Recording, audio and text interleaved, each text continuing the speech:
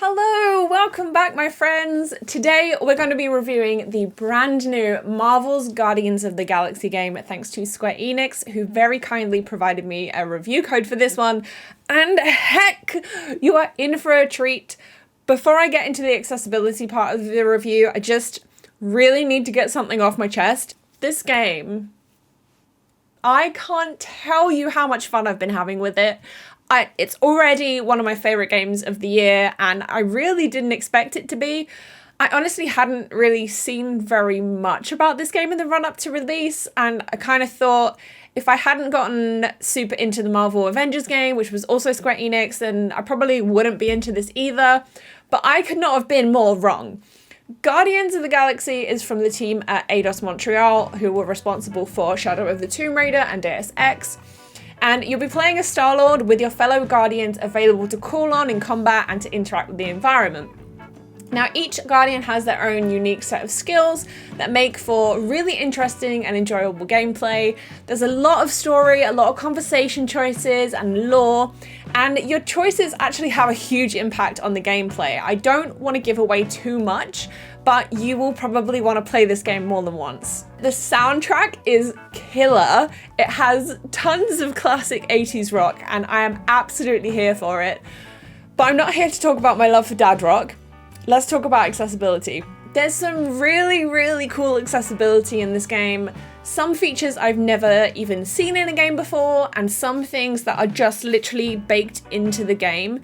I've honestly not been this impressed with the game in a really long time. I am so happy to be able to share this with you. So keep in mind, this is just my own personal opinion, and my accessibility needs might be vastly different to yours.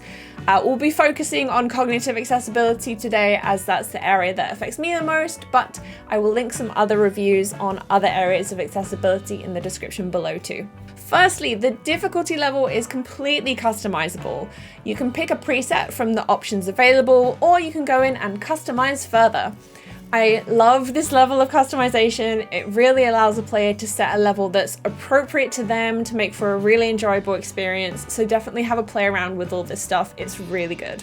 The game has fantastic subtitles. We've also got closed captions for non-speech sounds, and there's overheard subtitles too, so you don't miss anything that's going on around you.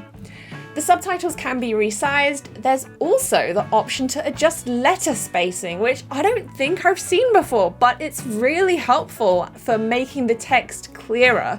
This is especially great for players that might have dyslexia. You can also force bold too, so there's tons of customization available to help get the text in a readable state for you.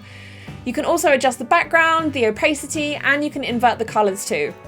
The music itself isn't subtitled, but there is an album booklet in some scenes where you can read the lyrics just like you did in the old days, which is a really nice touch and really cute.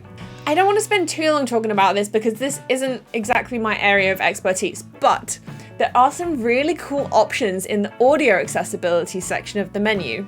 Life is Strange True Colors had an option that gave players a heads up anytime there was going to be a loud noise and allowed you to be able to go and control the volume during those sections. And it feels like Guardians have just taken that idea a little bit further, allowing players to limit the highest playback level of the loudest sounds for players that are sensitive to this. There's also something called a focus mix that reduces the amount of non-essential game sounds, so you're just able to focus on the gameplay sounds that you need to hear. This is fantastic for deaf and hard of hearing accessibility, but also for cognitive accessibility too, which I'm really excited about. So if you're someone that's having a lot of trouble filtering out some of the additional noise and it's all a bit too much, you're gonna want to try this. Give it a go, let me know how you get on. I'm really excited for this. It is a third-person game, so I haven't experienced too much motion sickness, thankfully, but if you are susceptible to it, you might want to check out the exploration dot setting that just pops the dot in the center of the screen. It's similar to what we had in The Last of Us 2, and I found it really helpful personally. Unfortunately, there doesn't seem to be an option to turn the screen shake off though, which is proving quite challenging for me. So I would really love to see this patched in at a later date, as there are some segments that made me feel a little bit headachy. The combat is really fun and you can call on your buddies for special moves, things like that. I found the combat cues really good and really clear. There's a red danger icon when an enemy is about to attack. There's also directional arrows, so that really helped me respond in time and figure out where things were coming from.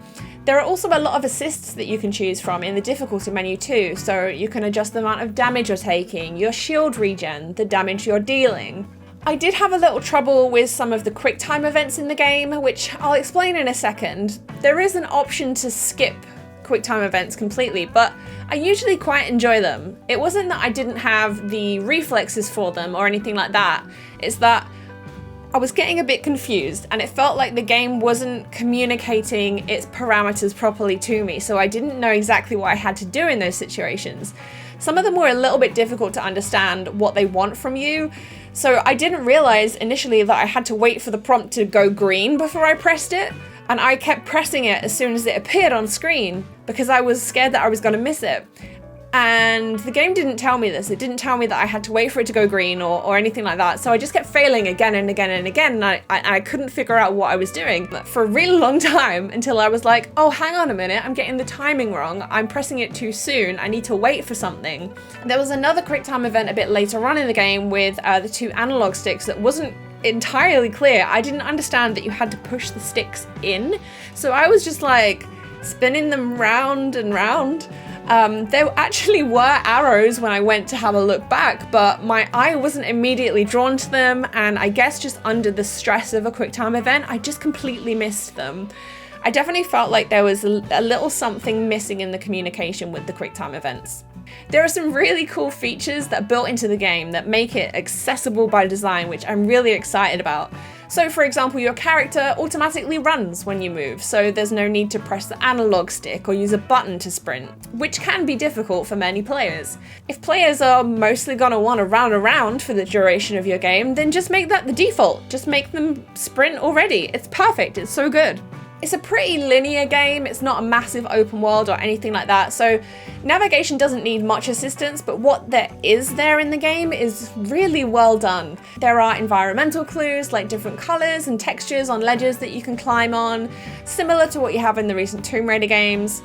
You can also use your visor to see where you need to go and to scan items in the environment. However, there are some really nice touches that are just kind of built into the game. So, for example, the Guardians will sass you if you stray off the path for collectibles. They might also give you some clues or prompts for puzzles or make suggestions here and there of how to get past a certain obstacle. It feels really natural, and I just love how it's not an additional thing that I need to turn on, it's just there and it's part of the experience. I'm not being treated separately, I'm getting to have the same experience as any other person would that's playing the game, and that's where I would really like to see accessibility going as we move forward. It is possible to make accessible experiences without tacking things on and piling on options. And yes, the game does have a lot of options that you can play around with, and that's great. It's fantastic the amount of customization that you've got in there. But my favorite things about this game and my favorite part of the time I had with this game were the things that were baked in, the things that were just part of the game and made me feel included. And it got me really excited. And I've just had the best time playing this game. Honestly, I can't wait to finish it. I really hope you're able to check it out when you have a chance. I'd love to know how you get on with it, how you found some of the different accessibility settings.